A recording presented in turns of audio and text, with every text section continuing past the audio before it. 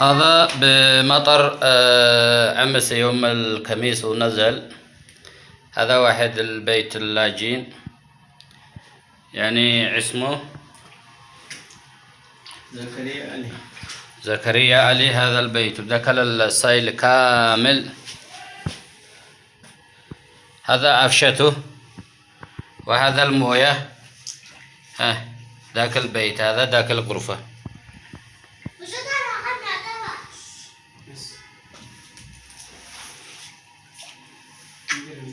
هذا كامل بدون فايدة. هذا انه الرجل في عائلة معه، في عيال معه 4 أو 5. هذا بيته. سرور الموية. هذا ذاك الغرفة. هذا نزلت المطر أمس، يعني تاريخ 6 أو أيوة تاريخ 5/8 يوم الخميس بعد العصر اللي نزل فيه مطر.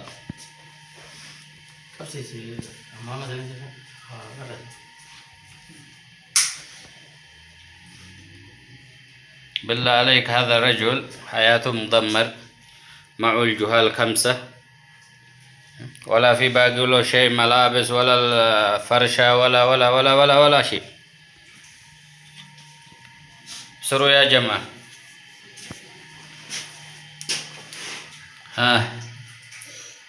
هذا كلهن ثايب. هذا بحمام.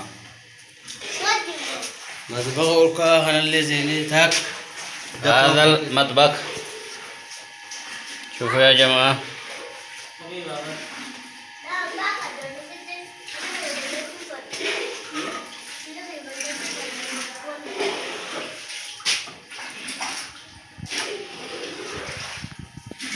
ما يغفل كرامنا كنا.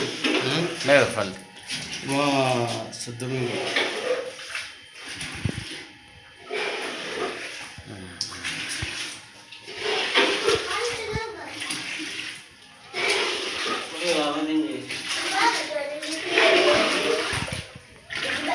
هذا مقرف، انه يقرف من ذاك البيت. من عفش.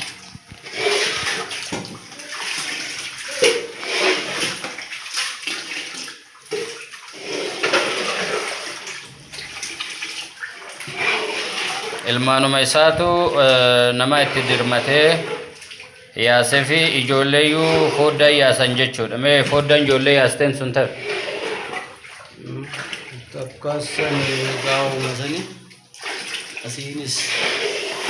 Ijoolleeyyuu fooddaa yaasanii jechuu fuula galaanni lolaan kutee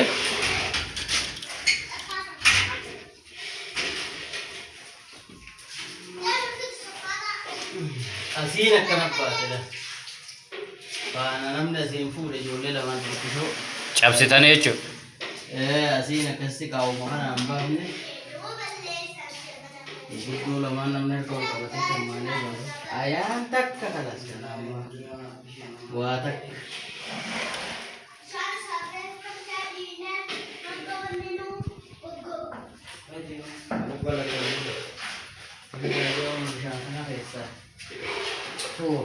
Nah, infuri nadisa. Infuri nadisa nama tim. Bishaan Umare. Sandi sibira kurfa to kutumana kaisa to nara. Agamana ka khafifa. To kutumana kaisa to nara. Ega jalan kenna manne obbo Zakariyaadha akkana jira. Kaleessa kamisa waaree booda rooba roobeen lolaan manatti seene. Ilmaan isaatu rabbi lubbuu baraaree fi amma meeshaan isaa tokkichi wanni ittiin jiraat tarii wanni irra ciisan mokkeenni majlisni uffanni ijoollee hundi isaatu yeroo ammaa kana faayidaa yookaan bu'aan ala jira. Amma kunoo kun mana keessa jirra. Kaameraa guutuu akka argitan kunoo asiin kutaadha jechuudha. Kuni afata ilmaan Oromoodha. Haalli roobni amma itti jiru kun baay'ee sodaachisaadha. amma mee uffanni kun afanni kun as keessaa bahee nam kanaaf jireenya isaati irratti deebi'ee fi tarii jiraachuu hin danda'a jennee ni yaanna waan yaadamuu miti jechuudha. Kanaaf asiin gara gartee waajjira dhimma baqataatitti illee yaada kana dabarsuuf uummanni Oromoo illee immoo nama kana cinaa akka dhaabbattan isiniin jenna. Jireenyi biyya Yaman ofittuu jireenya ulfaataadha. Jireenya ulfaataa kanarratti har'a yoo mudannoon akkanaa kun argamu namni kun nama ilmaan 5 qabu yeroo ammaa kanatti mee maal akka ta'u jireenyi isaa maalirra akka jiru kana gaafii deebii isinumaaf dhiisaa Oromoonni quba qabaadhaa isiniin jechuu barbaada. Galatooma.